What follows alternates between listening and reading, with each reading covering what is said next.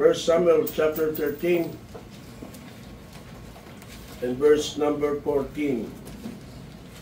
Sabay-sabay po nating basahin. Again, chapter 13 and verse number 14. Nandiyan na kayo? Amen. Handa, basa. But now the kingdom shall not continue. The Lord that sought him a man after his own heart, and the Lord that commanded him to be captain over his people, because thou hast not kept that which the Lord commanded thee. Isang malasa amen sa word of God. Amen? Amen. Salamat, pari na kayong makaupo.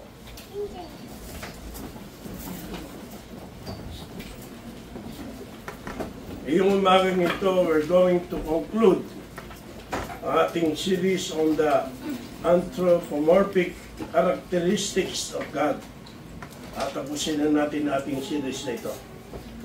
Sa biyaya ng Diyos, tatalakay na natin ang eyes of God, the ears of God, the feet of God, the hands of God, the arms, the mouth, and the finger of God.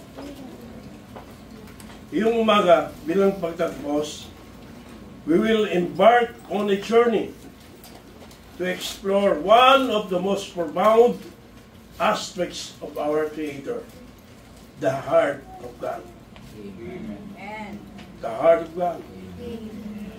It is a privilege to dive into the heart of God today. Amen. Mga kapatid, kapag pinag-uusapan natin ang heart of God, hindi tayo nagiging sentimental. Tinutukoy natin ang realidad. Ang realidad ng Diyos na nakakaramdam, nagmamalasakit, nagpaplano, nagmamahal, nalulungkot, at nagbabalik loob. The Scripture presents God not only as sovereign, transcendent, and powerful, but one whose heart beats with purpose for His people. And this morning, we will examine the 5 facets of the heart of God as revealed in the Scripture. What are those 5? Holiness, hope, hurt, humility, and healing. Let me repeat. Holiness, hope, hurt, humility, and healing. These are not distant abstractions, but living, breathing aspect of God's nature. At tayo bilang mga mananampalataya, tayo ay tinatawagin to upang tumugon. Upang tumugon. Kaya panalangin ko mga kapatid na buksan ng Diyos ang ating mga tenga sa pakikinig. Ating mga puso upang maramdaman ang puso ng Diyos. At ang ating buhay upang baguhin ang mga dapat baguhin. Una sa lahat, dito sa ating teksto, sa 1 Samuel 13:14, you will notice, no? Sabi diyan, no? Ito ay nangyari ng si Haring Saul ay gumawa na kanyang unang pagkakasala. Na alaunang nadagdagan pa at siyang naging dahilan kung bakit inalis siya sa pagiging hari ng Israel. Ano naging kasalanan niya rito? Siya ay naghandog na hindi gawain ng hari. Sa panahon na yun, ang paghandog ay gawain lamang ng propeta at saserdote. Dapat ang gumagawa noon ay si Samuel. Pero pinangunahan niya at nilabag niya ang utos ng Diyos. Kaya nga, sabi ng Diyos, wala ba? No, thank you. Kaya sabi ng Diyos, papalitan siya. Pupili siya ng lalaki na after God's own heart. At ang lalaki yun ay walang iba kundi si David. So first of all, under this, we have God's heart is holy. God's heart is holy. Ano? God's heart is holy. God's holiness ay pinakita rito sa kanyang pagpili kay David. Sapagkat hindi ilang panlabas na anyo o kakayahan ang kanyang tinitingnan, kundi ang puso kung saan nakatago ang tunay na kabanalan. Ang hinahanap ng Diyos ay mga leader at mga followers who seek after His purity and holiness, kalinisan at kabanalan. So take notice of His holiness in selection, kabanalan sa pagpili. Kapag pumipili ang Diyos ng isang tao, pakinggan niyo may dito, hindi lang niya tinitingnan ang panlabas na itsura o ang kanilang estado sa lipunan. Tinitingnan niya ang puso. Ang puso. Pinili si David hindi dahil sa kanyang posisyon, kundi dahil ang kanyang puso ay tumutugma sa puso ng Diyos. Ang puso ni David ay tumutugma sa puso ng Diyos. At ang prinsipyo ito ay naangkop sa lahat ng mga mananampalataya. Pinapalagaan ng Diyos ang kalinisan at pagiging tapat ng puso kaysa sa mga panlabas na kwalifikasyon. Ang puso at hindi yung outward qualifications. Isipin niyo isang pasol, pumipili ng mga tupa para sa kanyang kawan. Hindi yung showiest, but the healthiest. Not necessarily the perfect, but dependable. At yun din ang Diyos sa pagpili ng mga leaders and believers. Hindi niya dinisar na tayo maging perfecto na. But to have a pure heart. Ang desire niya is purity of the heart. Imagine niyo isang potter habang nasa wheel, minumold ng clay. Pinipigay niya ang mga bubo sa clay, tinatanggal ang mga imperfections, at hinuhubog ng maingat hanggang ang vessel ay it takes form. Sa ganong paraan din, hinuhubog ng Diyos ang mga puso, pinapakinis ang magaspang na gilid, tinatanggal ang mga dumi, at dumili ka ng vessel that honors Him. Vessel unto honor. Kaya sabi nga ni John Calvin sa puntong ito, okay? Kayo ulit magbasa. Basa. God does not choose us because of our gifts, but because of the humility of our hearts. Hindi tayo pinipili ng Diyos dahil sa ating mga kalooban o kaloob, gifts, kundi dahil sa kababaang loob ng ating mga puso. No? Sabi ni John Calvin, ang pagpili ng Diyos sa atin ay hindi nakabase sa ating panlabas na kakayahan o mga tagumpay. Baka inisip mo, maganda ka, pogi ka, malakas ka, magaling ka, matalino ka, may pera ka. Hindi yan ang tinitingnan ng Diyos. Unang-una sa lahat. Kadalisayan, katotohanan sa ating mga puso. Of course, kung dalisay ang ating mga puso, ang mga bagay na naunang nabanggit ay maaaring maging bunga at resulta nito. Pero iba, may taglay na kagandahan, o galing, pero mali ang puso. Hypocrites. Kaya hindi tinatanggap ng Diyos. At sa umagang ito, dapat nating malaman yan. O muli nating palalahanan ng ating sarili. No? Hindi doon nakabatay ang pagpili ng Diyos sa atin, sabi ni John Calvin. Sa halip, nakabase ito sa kondisyon ng ating mga puso. Ang kababaang loob isang dalisay na puso, at ang kahandaang sumunod sa kalooban ng Diyos ay mga katangiang pinahalagahan ng Diyos. Hindi ka sumusunod, hindi ka mapagpakumbaba, hindi ka makorek, hindi ka madisiplina, hindi ka katanggap-tanggap sa Diyos sa kanyang kalagayan. No? Hindi yan ang hinahanap ng Diyos, una sa lahat. Di tayo pinili ng Diyos dahil tayo may talento o matagumpay, kundi dahil tayo mapagkumbaba at handang sumunod sa Kanya.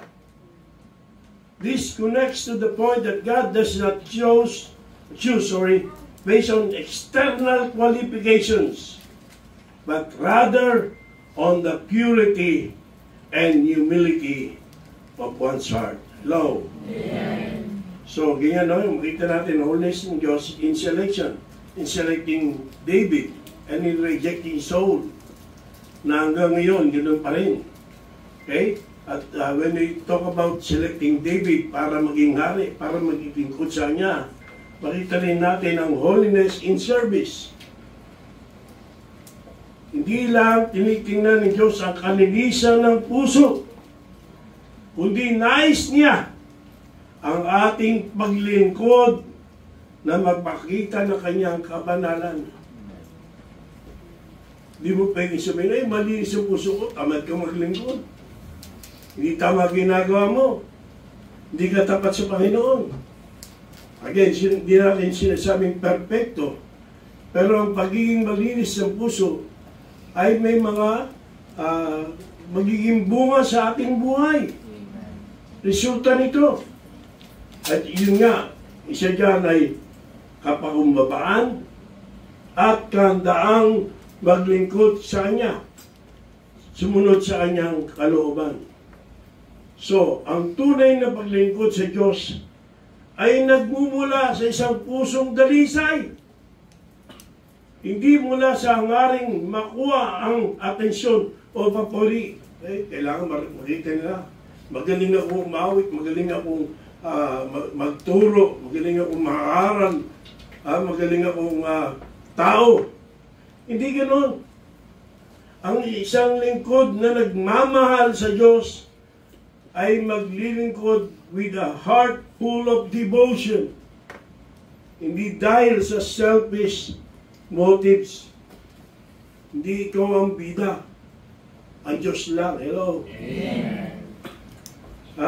Nakita niyo ba yung mga lampara noong araw? Wala na ata ngayon eh. Pero yung lampara, madumi, marami ng uling, o alikabok, o kaya basag, bibigyan ng liwanag yan, pero mahinang liwanag. Paano ba? Mahinang liwanag. Pag iyong nilinis at inayos ang lampara, humikislap ng maliwanag ang ilawan nito.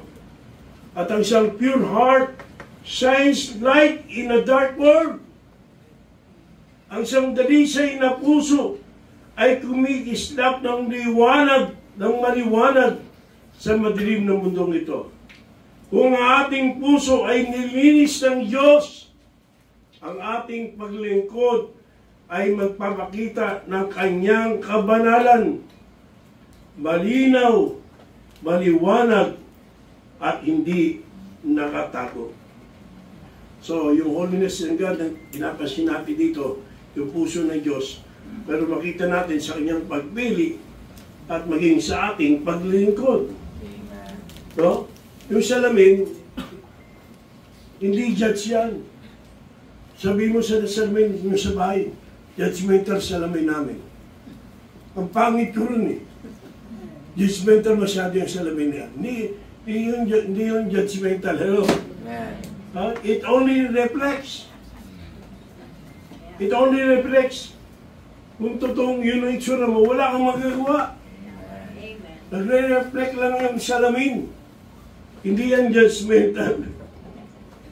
Kapag tayo naglilingkod, may motibong makuha yung atensyon ng iba. Ang salamin ng ating puso ay nagpapakita ng kayabangan, ambisyon, at pagbabanggap. Ngunit kapag tayo naglilingkod na mayroong pure motive sa ating puso, sa ating pag-ibig sa Diyos, the mirror reflects holiness and humility. Hello? Amen. Kaya nga sabi ni Charles Spurgeon sa kanyang Treasury of God, of David, sabi nga, basa? True greatness in God's kingdom is not about position, but the purity of heart. So, ang tunay na kadarlan sa karya ng Diyos ay hindi nasusukat sa posisyon, kundi sa kalinisan ng puso. Pinapakita ni Spurgeon na ang karya ng Diyos, ang kadakilaan ay hindi nasusukat sa posisyon o titulo, kundi sa kalinisan ng puso. This reinforces the point that God values inner holiness over outward success. Habang ang mundo ay tumitingin sa mga outward accomplishments, ang puso ng Diyos ay naghahanap ng mga taong whose hearts are pure and devoted to Him. Now, let us examine our hearts. Is our hearts that pure and devoted to Him na hinahanap niya? O tayo yung nagpapakita lang sa tao? Tayo yung hindi tama ang motibo? Kapag tayo ay nabubuhay na may kanilisan ng puso, ang ating paglilingkod ay nagiging makulay at kaya-aya sa ating Diyos. Ito ay nagdudulot sa atin na tumuon hindi lamang sa panlabas na paglilingkod. No? Kapag ang puso ng Diyos ay naging puso natin, ang pagsunod ay nagdudulot ng kagalakan sa Kanya. Kagalakan niya. Kaya nga yung sabi, ang kamanalan ay hindi lang ugali, ito'y kasiyahan. Kasiyahan ng Diyos. Kagalakan ng Diyos. Hello? Kaya nga, examine your motives. Our motives. Are we serving God or self? Suriin ang inyong mga motibo. Naglilingkod ka ba sa Diyos o sa iyong sarili lamang? Tanungin mo ang Diyos to cleanse your heart so your service shines, not just shows. So our service shines, not just shows. So yan po yung the heart of God is what? God's heart is what? Holy. Now, secondly, God's heart is hopeful. At ang verse natin dito, markahan nyo ulit yung Bible nyo. Iba lang nakita ko nag-kilos eh. Mark your Bibles. Sa Jeremiah 3:15. Okay, and I will give you pastors according to mine heart, which shall feed you with knowledge and understanding. Okay, and I will repeat. And I will give you pastors according to mine heart, which shall feed you with knowledge and understanding. At dito pinangako ng Diyos sa Israel, makinig, na kahit sila'y magrebelde spiritually, hindi niya sila iiwan. Ano gagawin ng Diyos? Magpapadala siya ng mga pastol na after His own heart, na gagabay sa kanila na may kaalaman at pangunawa. Ipinapahayag ng talatang ito ang unwavering hope meron sa Diyos for His people, even in their waywardness, maging sa kanilang pagtalikod. Kaya, hopeful of what yung puso ng Diyos. Uno ng pag-asa. Una, hope for leadership. Hindi lang pastor ang tinutukoy dito, kundi yung mga leaders sa church. Pakinggan, maigi ito. Pero hindi lang mga leaders, kasama na mga followers. Again, sa kabila ng kabiguan ng Israel, mayroon pa rin pag-asa ang Diyos para sa kanila. Ang kanyang puso ay puno ng pag-asa, and He promises to raise up godly leaders who will lead His people with God's heart, with His heart. Sa totoo lang, kahit na tayo lumilihis mula sa Diyos, hindi niya tayo iniiwan. Amen. He provides leadership that will guide us back to Him. No? Nung 13 years old ako, doon ako unang nakapakinig ng Ebanghelyo. Wala talaga akong nakuwang actual na leader, no, pastor sa aking buhay. Nag-church kami sa Evangelical, Southern Baptist, nagtagal pa kami sa Pentecostal. Nung kami nalipat sa Cavite, di pa namin alam ang Grace Baptist Church yan. Pag dinadaanan namin yan, parang ano yun, bahay ng mayaman. Ang daming puno, nakatago, simbahan pala. Noong mga araling ang mga kapatiran sa ibaba namin, ng bahay namin, nag-request kami na pati kami ay kantahan, mawit ang kahit na kubo. Ay tama-tama, bahay namin nun, kubo pa lang. At when I attended the church, isa sa naging leader na ginamit ng Diyos para ako'y gabayaan, si Pastor Miling Tamayo.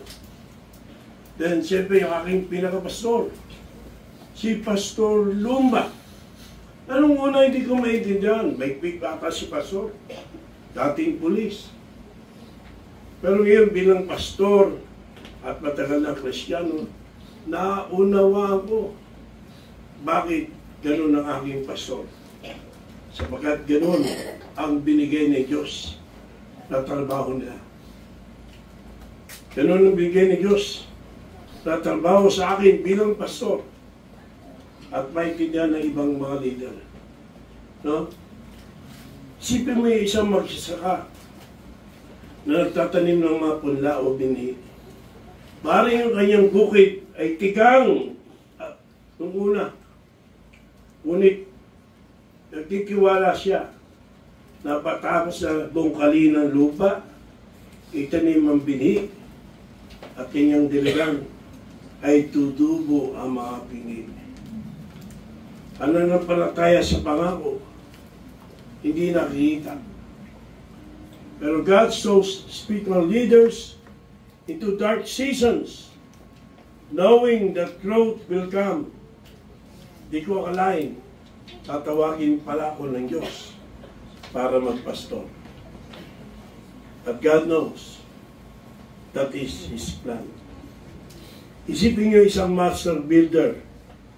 Hindi po yan maghintay muna ng mga bricks o hollow blocks bago niya i-drawing yung plano. No, di muna ako magpaplano ng bahay. Master builder ka. Hintay ko muna may mga bricks o may mga hollow blocks. Hindi ganun ang master builder. They draws a plan even there's no yet bricks.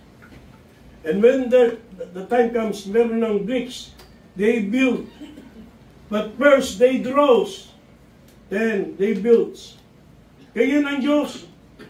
He draws the blueprint for leadership in His hearts. Then, raises leaders even before the harvest of repentance.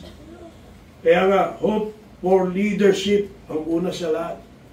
Okay? At sabi ni Tim Keller, mga Reformed preachers yan. Okay? Handa? Basa. God's heart is always for the restoration and redemption of His people. Amen. Ang puso ng Diyos ay laging para sa pagbabalik loob at pagtubos ng kanyang bayan. Itong quotation ni Tim Keller, ina-highlight yung redemptive nature of God's heart.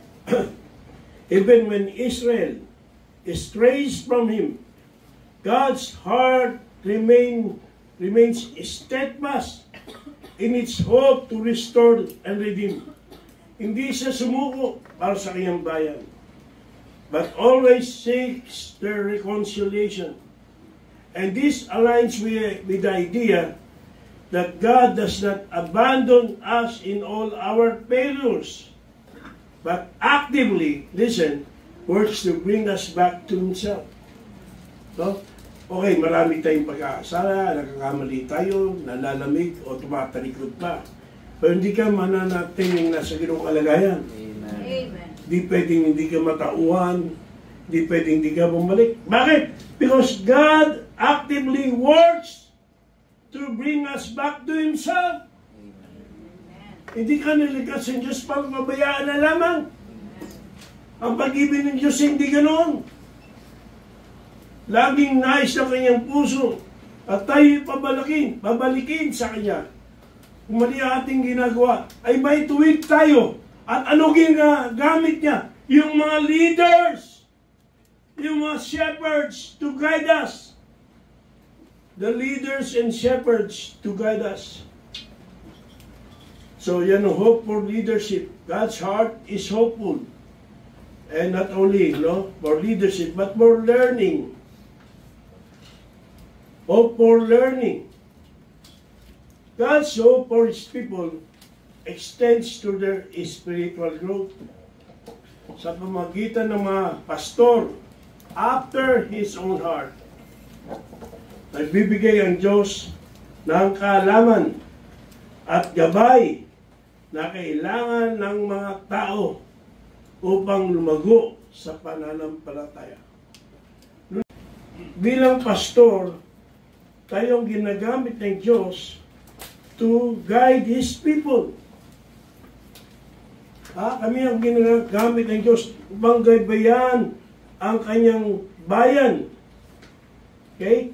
Parang isang pula uli, ay di naging isang malaking puno agad. Kailangan ito ng steady nourishment, care, season after season. And under God's leaders, doon lalago ang mga member. Kung doon lalago ang mga mananampalataya, slowly but surely, in wisdom and grace, iniisip ano ang ituturo ko, hindi panira sa tao, hindi para magtawanan ng tao, hindi para maging sikat ako. Kung ano kailangan ng tao, kahit pa yung tao hindi kasi gustuhan ituturo mo, pero yun ang kailangan nila. Sapagat bilang pastor, tayo ang instrumento ng Diyos. Kami ang instrumento ng Diyos upang lumago at manumbalik ang mga nasa pagtalikod. Spiritual growth requires patience, faithful shepherding, hindi point one, point two preaching lamang. Ang spiritual na paglago ay nangangailangan ng matiisin at tapat na pamumuno. Hindi na madali ngayon para sa akin. Bagamat sa kabila ng aking karamdaman, gusto pa rin ito pa rin ang aking tawag sa Diyos. Gusto pa rin maglingkod. Gusto pa rin mangaral hanggang sa bawinan ng Diyos ang aking buhay. At habang ako'y buhay pa, ganoon pa rin. Kung ikaw ay may mali, I will guide you. I will teach you what you should do. I will teach you. Sapagat yan ang pag-asa ng Diyos. Ika'y babalik. Ika'y magiging maayos yung lakad. Ang paglakad sa isang madilim na kagubatan na walang ilaw ay mapanganib. Pero kung may maliit kang gasera na nagpapakita sa iyo ng iyong nilakad, yun ay sapat na upang makita mo yung iyong hakbang. Isa lamang kung maliit na gasera, pero nawa maging sapat para ituro sa iyo ang dapat na hakbang na iyong gawin sa iyong buhay. Hello? Sabi ni John Owen sa kanyang words, John Owen, mahabang volume yun. Okay? Handa, basa. Pastor is not one who gives the answers, but one who leads the people to the truth. Kung meron diyang nakakadama ng tawag ng Diyos para magpastor, yan, maintindihan na natin. Hindi lang para magturo, para magaling, kundi upang gumabay. Ang tunay na pastor ay hindi lamang nagbibigay ng sagot, kundi naggagabay sa mga tao patungo sa katotohanan. So sa payag na ito ni John Owen, mahalaga ang pag-unawa sa role ng spiritual leaders. Pag-unawa sa mga pastor. Ang mga pastor ay hindi lang tagapagbigay ng payo, tagasagot sa iyong tanong, tagapanalangin, kundi mga gabay na nagtuturo sa iba patungo sa pinakamahalagang katotohanan, ang salita ng Diyos. And this reinforces the idea that God's hopeful heart ay nagbibigay sa atin ng espiritual na leader upang magabay sa atin sa mga madilim na panahon. Nagtuturo at nagagabay patungo sa karunungan at pangunawa. A true leader does not just provide solutions, but encourages others to seek truth for themselves, rooted in God's Word. Mga kapatid, pahalagahan at ipanalangin ang godly leaderships. Allow yourself to be taught. Hello! Amen. To be taught, to grow. Because growth is worth the submission. It is worth the submission. So yan po, no? God's heart is not only holy, it is hopeful.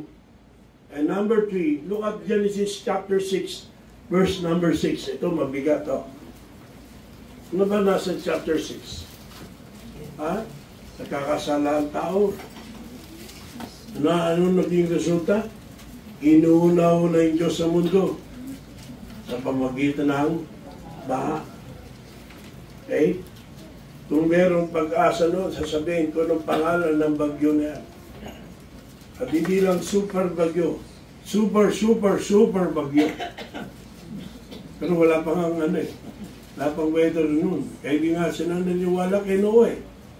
No? Pero sabi dyan sa Genesis 6:6, huwag kang pakita dyan, ha? Para masanay nang magbukas ng Bible yun. Sabi ko, mamarkahan pa eh. Handa! Kasi Genesis lang, hinahanap ko sa Revelation. Basa! Louder, and then. Basa! He repented the Lord that he had made man on the earth, and it grieved him at his heart. It grieved him at his heart. So here we have God's heart is hurting. Ang puso ng Diyos ay nasasaktan. At pinapakita dito sa talatang ito that God experiences grief. He is not distant. Walang pakialam na Diyos. Kapag tinatanggihan ng tao, lalo na tayong mga Kristyano, ang kanyang mga paraan, ang kanyang kalooban, at sa mga tao ay naging masama o nalis ng landas ang mga Kristyano. God's heart was grieved. Ang puso ng Diyos ay namimighati, nasasaktan. Binapakita nito ng Diyos ay labis na apektado ng kasalanan at ng pagdurusa na dulot ito sa mga tao, sa mga Kristiyano. Kaya dito makita natin that it is a heartfelt grief. Heartfelt grief. No, yung grief ng Diyos is not punishment, about punishment. kundi sa malalim na sakit na dulot ng rebelyon ng sangkatauhan at pagdalikod ng mga Kristiyano. Katulad ng isang magulang na nakita niya ang kanyang anak na gumagawa ng mapanirang desisyon. Ang puso ng Diyos ay nasasaktan kapag tayo lumalayo sa Kanya. Kanina, nanonood ako ng investigador. Ay merong channel na luma, pinapalabas tungkol sa isang batang babae. Mga bata makinig. Hindi sumama mag-church. Like wala po sa church. Tapos habang nasa church, yung mga magulang na pupunta sa mga anak, tumawag yung bata. Aalis daw siya. Pupunta ng ordaneta. Sabi nanay, sabi sa iyo ka lalabas. Pilit ng pilit, pinayagan ng nanay. Tapos gabi na naghintay sila. Wala pa yung anak. Wala pa. Yung pala, patay na, pinatay. Sinaksak. Iniwan ng bangkay sa tabing kali, kaya nakita agad. At kaya siya natawagan, yung mga magulang, iniwan na cellphone doon. Ang issue ngayon, kung hindi namilit na umalis, kasi lagi nagdadabong, pag hindi sinunod sa maloob, hindi mamamatay sa praktikal na usapan. Yung magulang, iyak nung iyak. Yung magulang, pag nakita yung anak, hindi gumagawa ng tama, hindi nag-aaral, nagbabarkada, may bisyo, lumalaban pa. Naisip ka ba kung gano'ng kasakit sa magulang yon? At pag tayo gano'n din sa ating pananampalataya, hindi tayo nakikinig sa Diyos, hindi na sa pastor. Pastor lang ako, nararamdaman ko yung gano'ng kalungkutan. Pero lalo na ang Diyos, tagal-tagal mo ng Kristiyano, hindi ka ba nagbago? Dami mo nang itinuro sa iyo, hindi mo pa rin natutunan. Kontento ka na. Nakaupo lang dyan, walang ginagawa. Nakatunganga. Hindi mo ba niisip ng puso ng Diyos ay nasasaktan? Lalo na nasa church ka, pero malayo ka naman. Nag-church ka, backslider ka naman.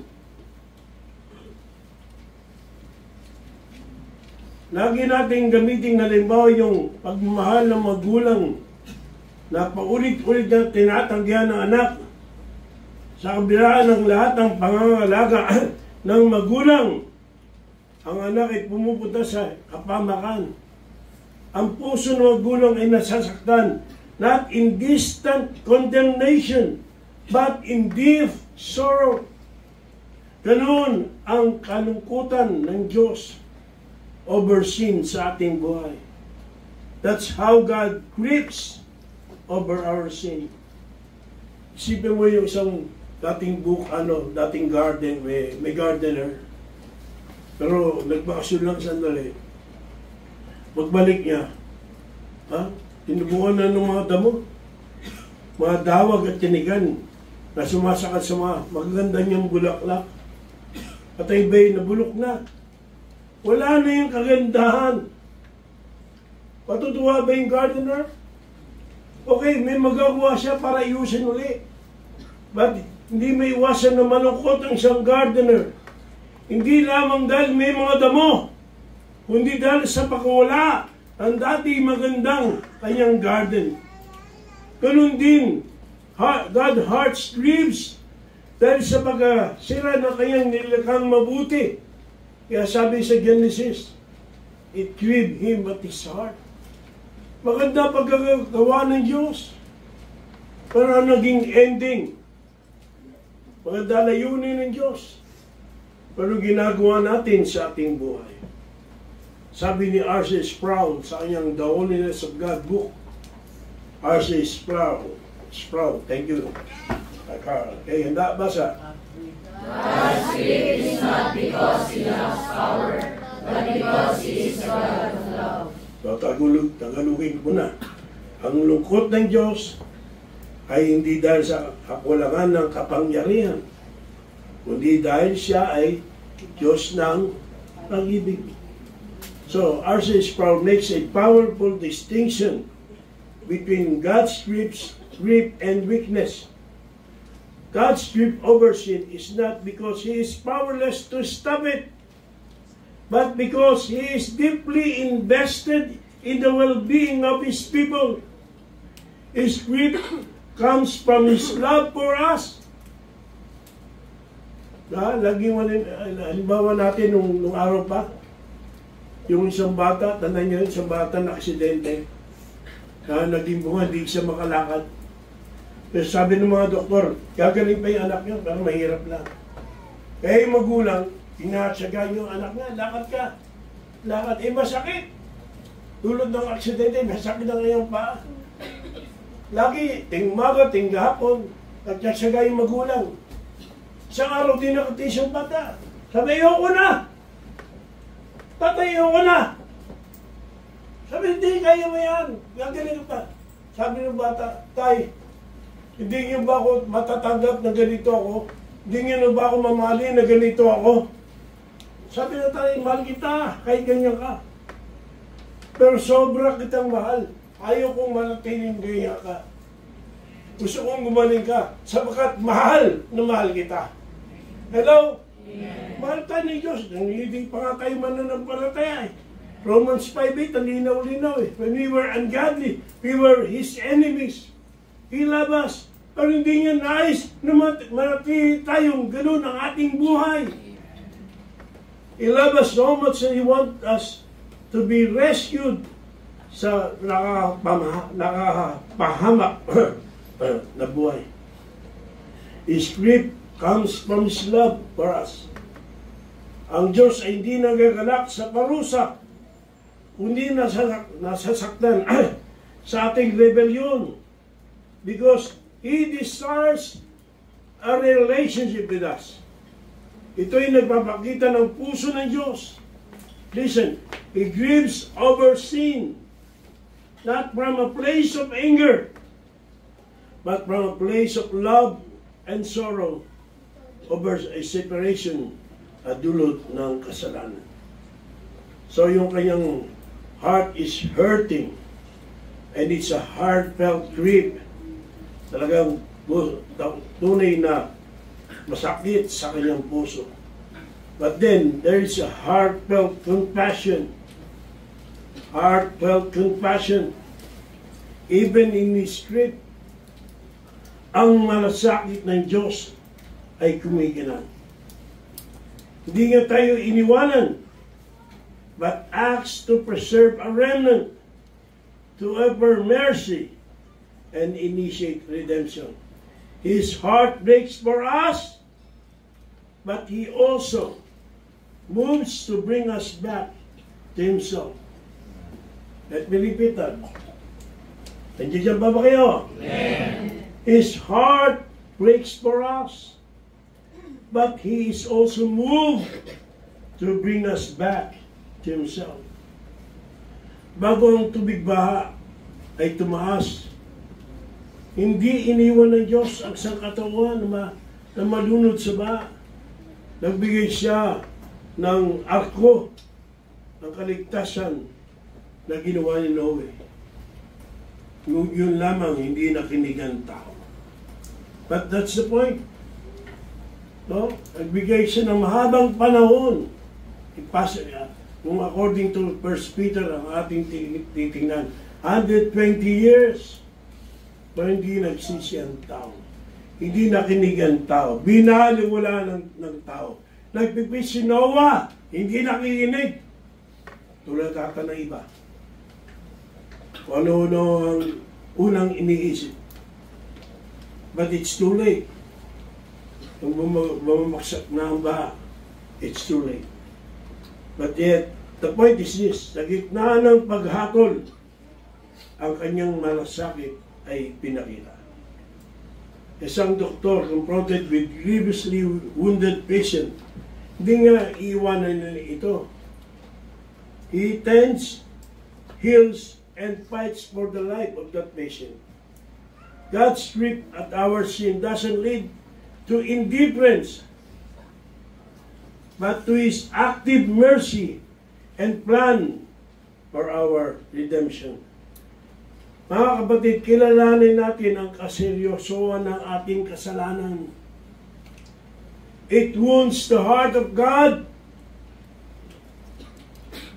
Therefore, we should accept God's compassion. Even when broken, He offers restoration. Kaya sabi ni John MacArthur this time, sa kanyang Gospel according to Jesus, tasa. God's grace is bigger than our failures, and His mercy greater than our sin. Repeat, maganda yan. Ano?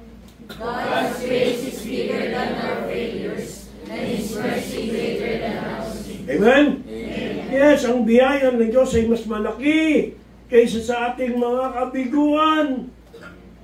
At ang kanyang awa ay higit pa sa ating mga kasalanan. Ni-emphasize si John MacArthur yung overwhelming nature of God's grace and mercy. Habang ang kasalanan ng sanglibutan o sangkatawan ay mabigat at naghiwalay sa atin mula sa Kanya, ang Kanyang biyaya ay mas malaki. God's mercy is able to cover and redeem the deepest failures and sins. Ito ay nagbibigay sa atin ng ideya na even in His grief over humanity's sin, God extends mercy, offering hope and restoration. Ang Kanyang biyaya ay hindi lamang nagko-cover ng kasalanan, kundi He overcomes it na nag-aalok ng path of redemption para sa lahat. Hello? Amen. Now we move to point number 4. And we have Hosea 11:8.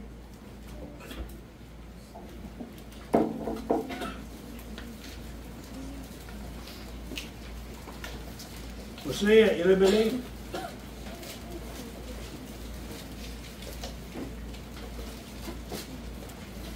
Bigyan ko yung kayo na oras para inyong mahanap.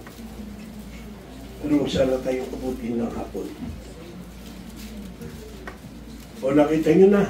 Amen. O iba, hindi pa. Hindi pa nagbubukas sa Biblia ata eh.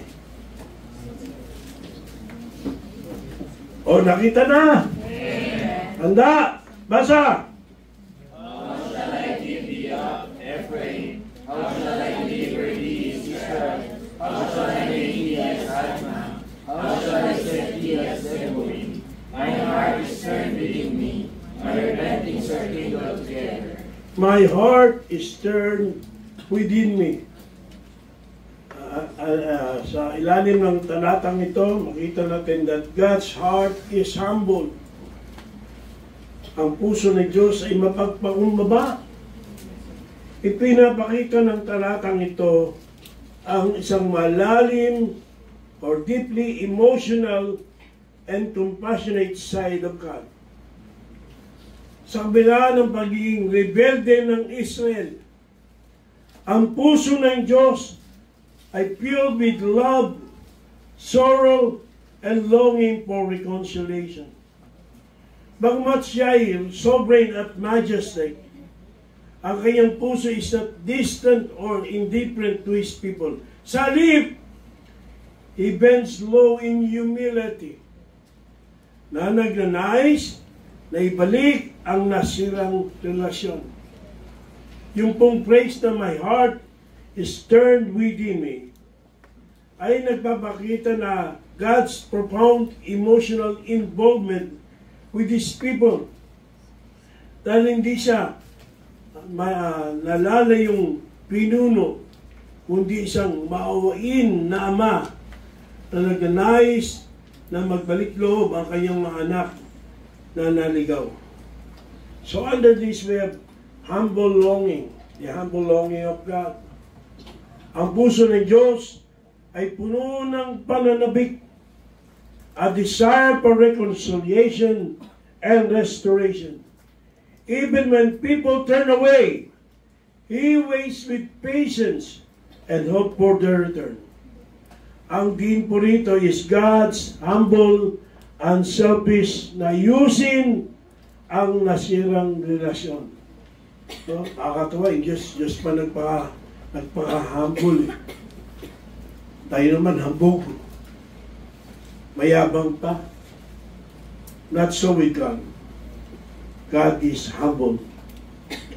Because His love compels Him to reach out, not with pride or arrogance, but with a humble heart that yearns for His people to come back to Him. Yan po yung sa teksto natin sa Hosea 11:8. So isang ama parang nagmamakaawa pa sa kanyang rebellious na anak para bumalik. Nilunok na ama yung kanyang pride dahil sa kanyang pag-ibig. Kung iisipin natin, tinagano ng Diyos, siya pa naghihintay sa atin para tayo bumalik at makipagkasundo sa Kanya.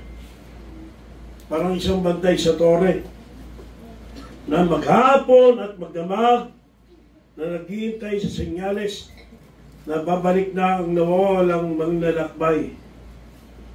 Naghihintay, may nawawalang manlalakbay. Naghihintay yung watchman.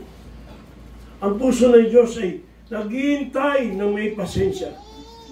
Hindi nawawala ang pag-asa para sa pagbabalik ng kanyang mga anak na naglakbay. Kaya sabi ni John Owen sa The Glory of God na kanyang anak, na kanyang aklat, The Glory of Christ, basa. The dearest thing in the heart of God is not His majesty, but His love. Ang pinakamalalim na bagay sa puso ng Diyos ay hindi ang kanyang kadakilaan, kundi ang kanyang pag-ibig. So sa quote ito, binibigyan din ni John Owen ang katotohanan na bagamat ang Diyos ay dakila at makapangyarihan, ang kanyang puso ay punay puno ng pag-ibig.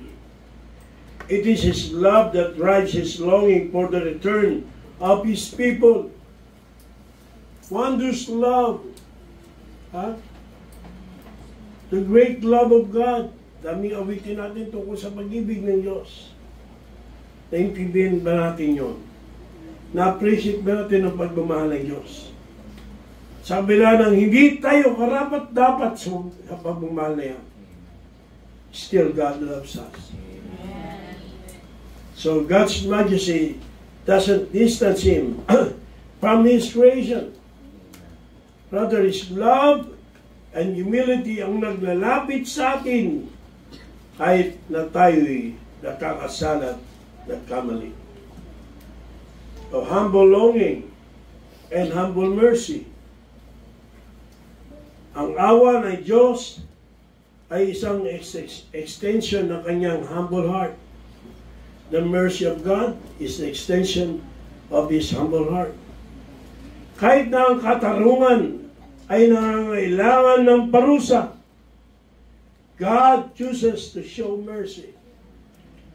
Ang kanyang awa ay hindi dahil sa kakulangan ng justice, kundi isang delicate, deliberate choice motivated by love na naglalayo na mag-restore at magpagaling kaysa to destroy.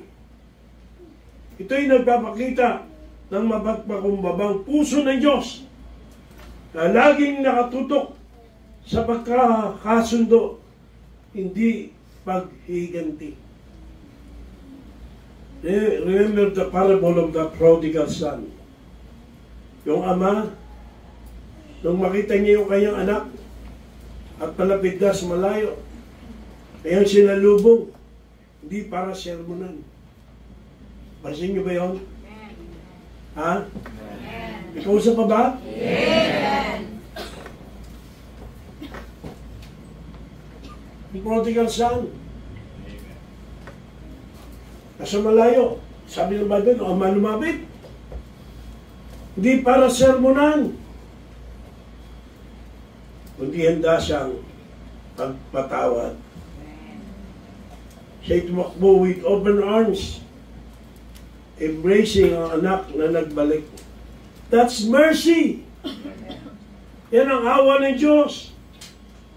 Parang isang surgeon na maingat nag-aalaga sa isang sugutang pasyente. Nilinis, tinatahi, at binabalot. Ganun ang puso ng Diyos. Reaches out to heal our wounds with tender mercy, that harsh condemnation. Sabi ko na sa iyo, no, but with mercy. Kaya again, sabi ni Tim Keller sa kanyang prodigal God, the prodigal God, yan yan. Basa. God does not give us what we deserve, He gives us what we need. Ang Diyos ay hindi binibigay sa atin ang nararapat sa atin. Kundi binibigay niya sa atin ang ating kailangan. Amen. May kinalaman sa nature of God's mercy ang sinasabi ni Tim Keller. Sa halip na ibigay sa atin what we deserve dahil sa ating mga kasalanan, pinipili ng Diyos na ibigay sa atin ang ating talagang kailangan. Ano yun? Pagpapatawad, biyaya, at pag-aayos, forgiveness, grace, and restoration. Listen, the mercy ay hindi passive. Katulad ng marami rito, passive. Walang ginagawa. Walang buhay. Ganun ba? Ito ay active. Active, healing, and transformative. Rooted as sa kanyang humble desire to restore us to Himself. Ang puso ng Diyos. Hello? Amen. And last but not the least, God's heart is healing. Ang puso ng Diyos ay nagpapagaling. We have that in Jeremiah 23, verse number 20. Again, open your Bibles. Okay, you mark it down. At pag nakita nyo na markahan, basahin ang sabay-sabay. Jeremiah 23, 20.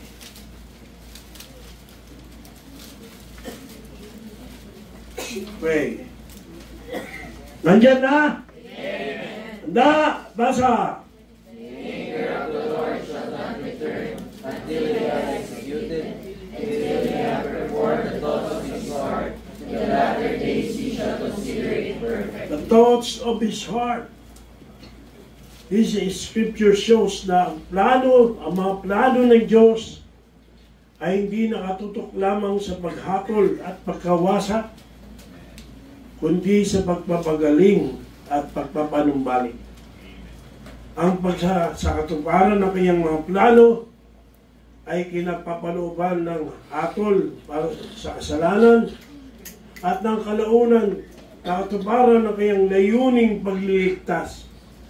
God's heart is deeply involved in bringing His people back to wholeness. Ang kanyang ultimate na layunin is not to punish for punishment's sake, kundi upang i-restore ang kanyang bayan, tuparin ang kanyang mga pangako, at magdala ng pagpapagaling. Healing through judgment. Ang judgment ng Diyos, bagamat masakit, ay bahagi ng kanyang healing process. Sometimes, in order to bring us about healing, kinakailangan mo niyang linisin tayo ng Diyos sa pamamagitan ng kanyang righteous judgment. Tulad ng isang kagubatan na nasunog. Nasunog. May ilang gubat na ganun sa atin. Pero sa Amerika, madalas, Nung ako'y nasa North Carolina, tinitanan ko, talagang puro puno sa likod. Pine tree, dami talaga. Kaya naintindihan ko na pag nagkakaroon ng forest fire. Yung kantang Almost 7 West Virginia. Ang taas ng bundok, puro puno, hindi kalbong puno. Ang kalbo nasa nasa Los Angeles, yung mga bundok doon, walang mga puno Ewan ko ba. Pero doon, ang daming puno. At pag nasunog yung sa mga forest fire,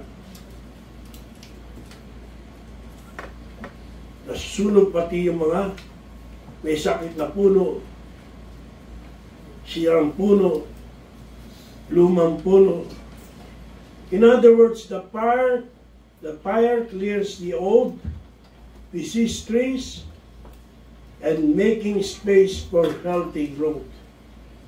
May pangyayari pa nga, I forget lang exactly sa Amerika, na yung garden ng mayaman, yung garden na maraming magagandang bulaklak ay nasunog.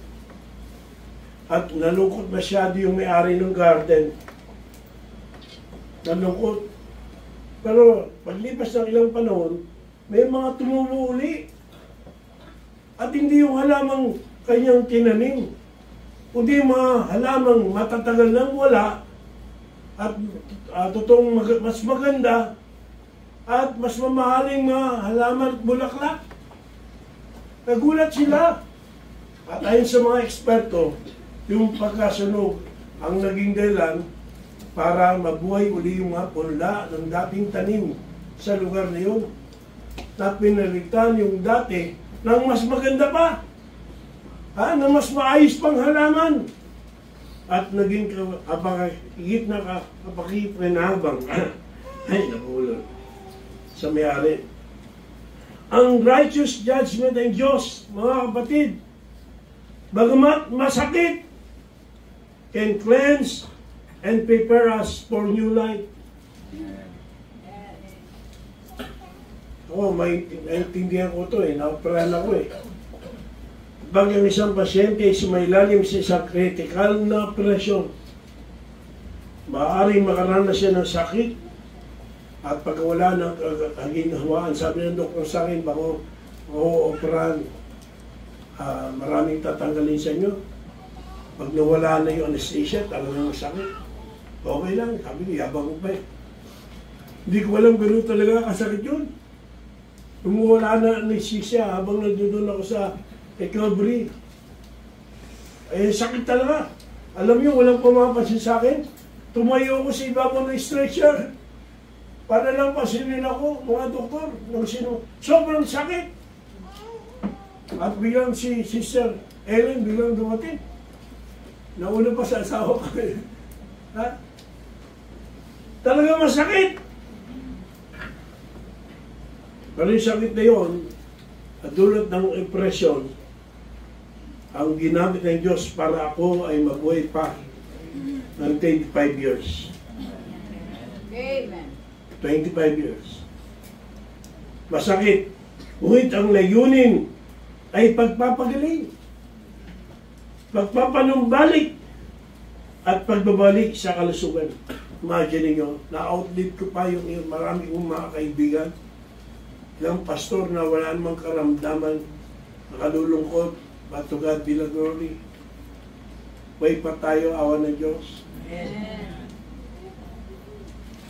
So yung judgment ng Diyos, yung corrective judgment ng Diyos, ay tulad ng isang operasyon. Masakit, pero may layunin. Patungo sa spiritual na kalusugan. Intindihin nyo sinasabi ko. Magkakasala ka? Okay. Gusto kang i-restore ng Diyos. Pero kung minsan, sa kadigasan ng ulo natin, kailangan tayong dumaan sa kanyang corrective judgment. Huwag na natin hintayin sana yung gano'n. Kung nakinig lamang sana ako sa aking magulang, hindi na ako operahan pa. Hindi ako dadaan doon. Pero hindi nakinig Matigas ang ulo. Marami sa atin hindi nakikinig sa Diyos. Hihintayin mo ba na ikaw ay gumagapang? Hihintayin mo ba na ikaw ay maratay sa banig ng karamdaman? Bagamat yan ay judgment, it's corrective judgment. Yan ang nagbibigay ng matutupad yung layunin ng Diyos sa iyong espiritual na kagalingan at panunumbalik. Hindi ako naging perfecto, but it changed a lot sa aking buhay after that operation, that surgery. Binago. Inalis ang iyong yabang. Siniryoso mo ang salita ng Diyos. Siniryoso mo yung gawain. Every day you thought it will be my last day. Every year I thought it will be my last year. Who knows? The mere fact na ikaw ay aware na anytime you will die. And you will face God. Wala nang panahon para magyabang. Para magpabaya. Para maging tamad. Maging hipokrito. So because we will face God. And we will give an account sa kung paano tayo nabuhay.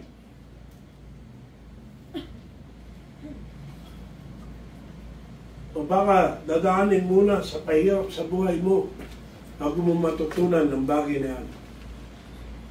Healing through judgment, but also healing through grace. Hindi lamang sa pamagitan ng judgment nagpapagaling ang Diyos. Ang kanyang biyaya ay isang balsamo, balm that restores, revives, renews. Hello? Amen. The grace of God. Kaya nga, doon ko nakumpos yung Tagalog ng what grace is this eh. And you imagine, 25 years. Kung nasa hospital ako, kinukumpos ko sa isipan ko yan eh. At nung lumabas na ako ng hospital, isa-isa kong yun yung awitin. Dahil sa biyaya ni Diyos. Sabi ni John Piper sa kanyang Desiring God. John Piper, please. Okay, malapit na tayo matapos. Sanda, basa.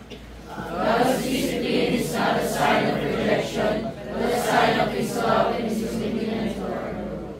Of course, no? Ang disiplina ng Diyos ay hindi tanda ng pagtanggi, kundi tanda ng kanyang pag-ibig at ang kanyang pangako sa ating pagbabago.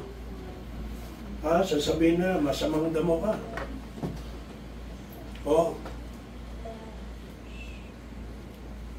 Mas mahirap yung walang nangyayari, nasa pagkakasala ka, na hindi ka magsisisi, hindi ka matatauhan, hindi ka magbabago.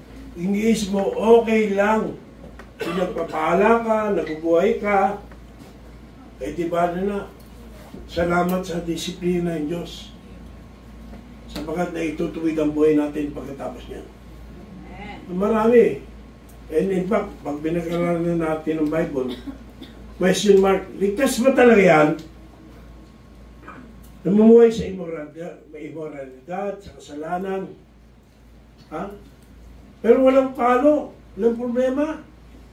Yabang pa. Ang tanong, ligtas ba talaga yan? Sabagat sabi ng Bible, kung ikaw ay anak ng Diyos, hindi pwedeng hindi kanya disiplinahin para papanambalikin kung ikaw ay nasa kasalanan. Kung walang palo, hindi anak. So, ang payag ni John Piper, it reinforces the idea ng disiplina at judgment ng Diyos are not meant to harm us, but to help us grow. At yan din ang purpose ng Diyos sa disiplina sa church. Pag mali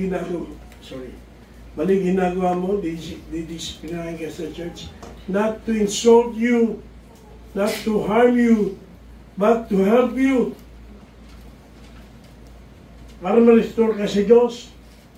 God's discipline is a reflection ng kanyang pag-ibig na nagnanais na linisin tayo, alisin ang mga makasalanang elemento sa ating buhay at dalhin tayo sa spiritual maturity.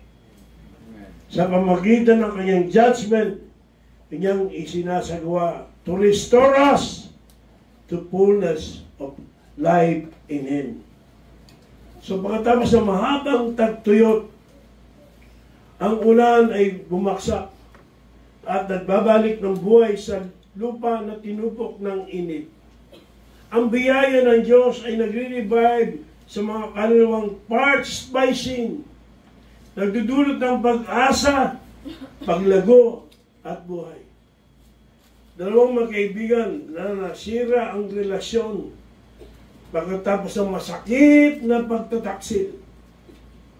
Ngunit ang isa ay nag-extend ng pagpapatawad at ang isa naman ay tinanggap ito.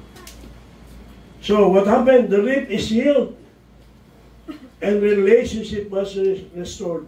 Ganito rin ang biyaya ng Diyos. Nag-aalok ng pagpapatawad kung ating tatanggapin. Muling nag-restore sa ating relationship sa Kanya. Bridging the chasm sin created. Kaya nga sabi ni J.A. Packer, malapit na akong matapos, knowing God. Handa, basa. Grace is all of the gospel, and is the heart of God's redemptive plan for us. Ang biyaya ng Diyos, ang biyaya ng kaluluwa ng Ebanghelyo, at ito ang puso ng plano ng Diyos na magligtas sa atin. Ang payag nito ni J. Packer ay binibigyang diin ang kahalagaan ng biyaya sa plano ng pagliligtas ng Diyos. Ang biyaya ang pundasyon ng gospel message at ang paraan kung saan pinapagaling ng Diyos ang ating brokenness. It is through God's grace that we experience His forgiveness, restoration, and renewal. Grace is not only God's favor toward us, but the very power that restores and heals our relationship sa Kanya, na nagbibigay sa atin ng kayanang mabuhay sa fullness na Kanyang pag-ibig. Hello? Amen. Ilan ba yan? Ilan? Ha? O, tingnan ko yan sa post nyo. In conclusion, the heart that pursues, protects, and restores. Yan po ang puso ng Diyos. Amen. The heart that pursues, protects, and restores. Sana. Mga kapatid, ang Diyos na ating sinasamba is not cold, detached, or indifferent. His heart beats with His holiness, pulses with hope, aches with hurt, bows in humility, and restores with healing. Pinili ka niya, hindi dahil sa iyong halaga, but because His heart seeks purity. He provides shepherds, teachers, guides, kahit na tayo nagkasala. He grieves over sin, yet reaches out with compassion. Kapag tayo'y naligaw o naliligaw, He humbly calls us back. When we break under judgment, He heals with grace. Ang puso ng Diyos ay buhay. Amen. Always working, always loving, always drawing us back to Him. Hello? Amen. So in summary, ano yung mga aspect of God's heart? Kaya mo yan? Aspect? Una, kaya na, isa. Okay? Una, God's heart is Holy. so it called to inner purity and true motives in service. Pangalawa, God's heart is hopeful. God provides leadership, teaching, and growth even in dark times. Patlo, God's heart is St. Graves. St. Graves' heart that it is serious, yet it still reaches us, reaches out in mercy. Number 4, God's heart is the heart of God. God stoops to reconcile. He welcomes return with open arms. And last but not the least, God's heart is healing. Thank you. Car. God's correction and grace aim to restore, renew, and revive. Let me challenge you mga kapatid. Nahamon ko kayo. Inamon ko kayo ngayon to examine your heart. Is it aligned to God's holiness or sa world's values? May time ka ba sa mga uso ng mundong ito at mga bagay ng mundo? You never think about God's holiness? Are you walking in hope, trusting God for your spiritual growth, or relying on your own strength? Mga kapatid, do you feel God's grip over sin sa buhay mo? Lord, sorry po. Binigo na naman kita. Alam ko na sasaktan ka. Pag paulit-ulit ako nagkakasala sa iyo. Do you feel God's grip over sin? Does it move you to repent? Have you accepted God's humble mercy when you're straight? Pag ikaw ay naliligaw. And finally, are you open to God's healing? Handa ka bang paggamot sa Diyos niyo? Kahit na ikaw ay disiplinahin niya. Magtitiwala ka that God restores. So, ating call to action, confess. If there is sin in your life that has grieved God's heart, come humbly before Him. Admit your need and ask forgiveness. Commit. Yield your heart to be shaped by His holiness. Let Him mold you as a clay in the potter's hands. Receive. Accept God's mercy and healing, believing that He desires restoration more than destruction. And last but not the least, reflect that God's heart shape how you live. Shape how we live in purity, in hope, in humility, in compassion, and in grace. Paano ang puso ng Diyos? Ganun din dapat tayo.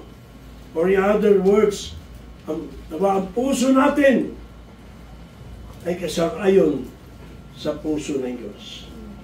Ito ang salita ng Diyos.